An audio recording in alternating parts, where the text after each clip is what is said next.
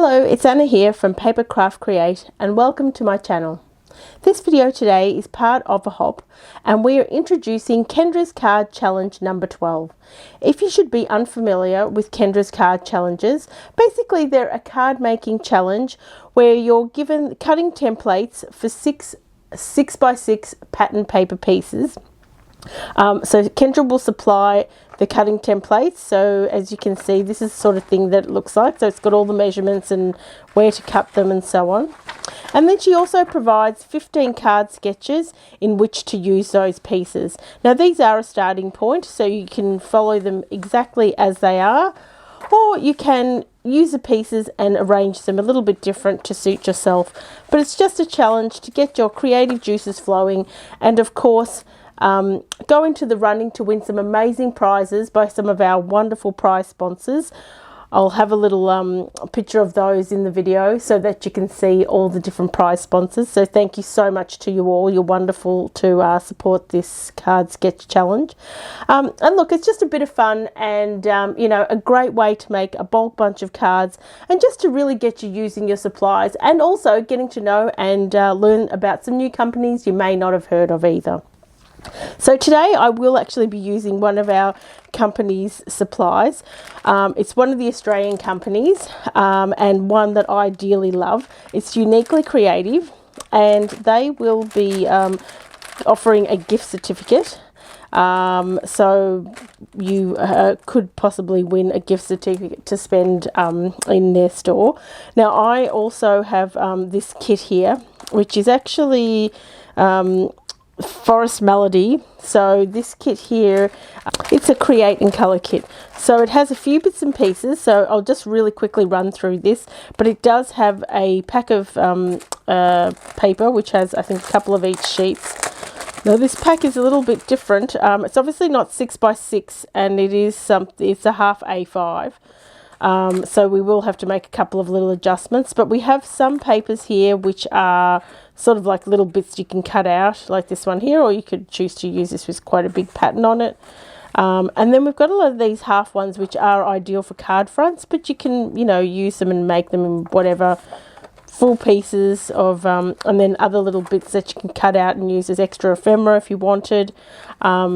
It's just got a great array of beautiful papers, and I think there's a couple of each, so there's lots of stuff here to create with. Now what you'll see is, because I've got, I think this is measures 4 1/8, which is half an A5.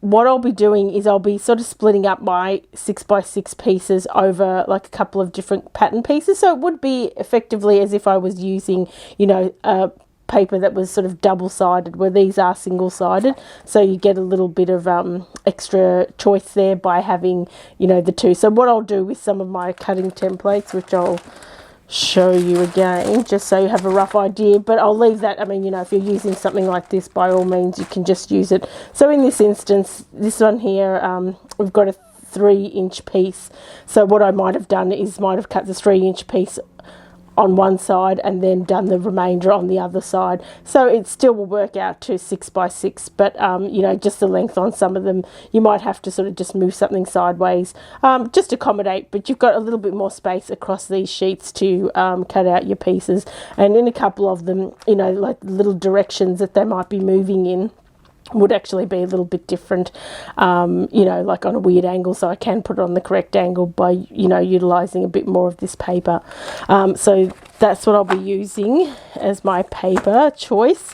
And just to show you a little bit more with this kit and what else is here, you get some cards and envelopes, which are great. Some of the foam strips, a few little of these sort of crystal embellishment dots, a little bit of ribbon, and then what they also include are some colouring in images. So you've actually got one that's done on like a Copic alcohol marker type blending paper, and then you've also got a watercolor paper, and then you would just you know, color those in and cut them out if you choose.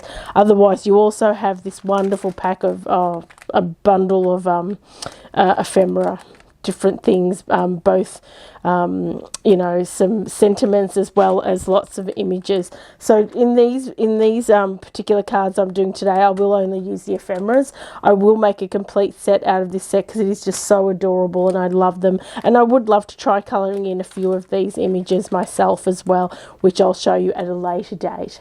So stick around and I'll get making those cards. Okay, so the two card sketches I'll be sharing are card sketches 2 and 3. So this is card sketch 2. So what I will do ultimately is cut all my papers up. I have my little plastic slips here with just a number written in a permanent marker, which you might be able to see there. And then I put all the bits and pieces in there, so it's all ready to go. And it just helps me. Otherwise, there's so many pieces and I lose them all over the place and don't know what I'm doing. So this one here is pretty much straightforward, very similar to the actual card sketch itself. So I'll just put that together. So as you can see, this bottom layer piece I have actually embossed with like a wood grain style of emboss. I think it's an old one from my stash, which I think is a Stampin' Up one. Now this piece here you'll see is we've cut a half circle out of that one there, which I think goes to card sketch number 8. But it's a really clever way of using your papers, and well done, Kendra, for organising this one here, and knowing you can, you know, add all these extra elements and hide bits and pieces behind other bits, which is fantastic.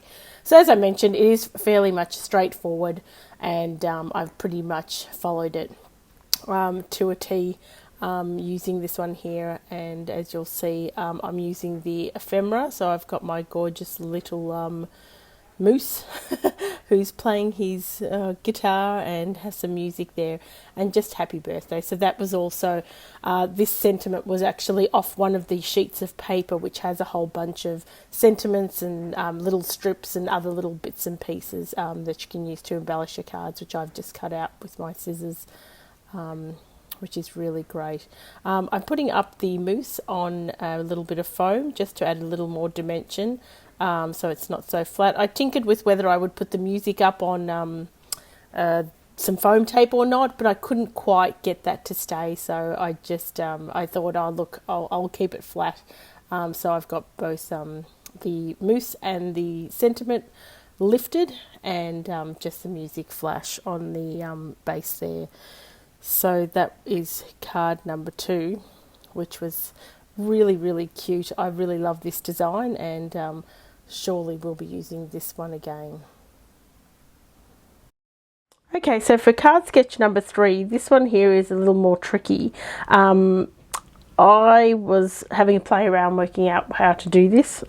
This is the easiest way I found how to do this, and I thought I might share that with you. You may find another way, and wonderful, fantastic if you've got a different way. I thought I might just give you a tip on how I did this myself. So what I did is, first of all, is I found 4 nesting circles. So they're all about 1/8 of an inch smaller than one another. I think they're actually 1/8 inch smaller than all the suggested sizes, but it doesn't really matter. As long as they're roughly around that size, this will work. Now, because I was getting super confused, because what you'll see is on the top half, the biggest circle half is in fact then the smallest circle half on the bottom. So ideally you have to cut it out the bigger size and then cut the bottom one in a smaller size, or you could just cut 2 circles if you wanted to, do that, but I just want to save on paper, and just thought this might be an easier way to go. So what I did, just to help me and find the middle marks of each of the circles, is I just got some copy paper, some scrap copy paper, and what I did is I made a little template. So I cut each of my circles out, and then I'd fold them in half, and then I'd work out, okay, the big ones for that, I cut it out first in the big size, then I'd work out what the half of that circle was, just make a line, cut this original circle, let's say like this, in half. Then I would just pop that there. Then I would get the smallest one, and then if that was sort of, I'll use that as an example, but if that was the half, I would then just measure that there, and then I would just fit my little circle over the top. So I'd know exactly where that was. I'd tape that on and then just run that through, and that made that one there. You may find it easier just to do 2 sets of circles, and then you just have another half, and you could make 2 cards if you wanted to, whatever was easiest. I just maybe went the long way around it, but I wanted just only to use one set of cards, and I was sort of working it out, and this is the way I did it. As I said, you can do 2 circles of each size and then use a corresponding one, but it is a beautiful visual look, and once you get your head around it, is really, really great. So I'll put this one through together, and I'll be back in just a moment.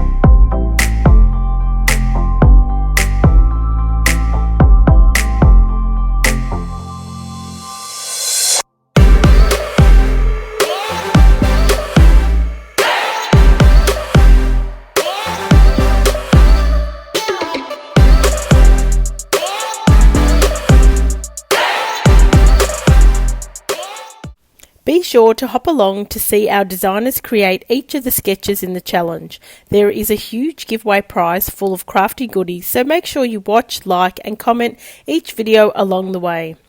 When you finish the hop, visit the form linked below in the description box to enter the giveaway by October 9, 2023. The winner will be randomly chosen and announced on the Cards by Kendra YouTube channel under the Community tab. We hope you'll play along with Kendra's Card Challenge number 12 for more chances to win prizes. You have until December 31st to create your cards and upload your photo to the Kendra's Card Challenge Facebook group. Thank you for hopping along with us, good luck, and until next time, happy crafting.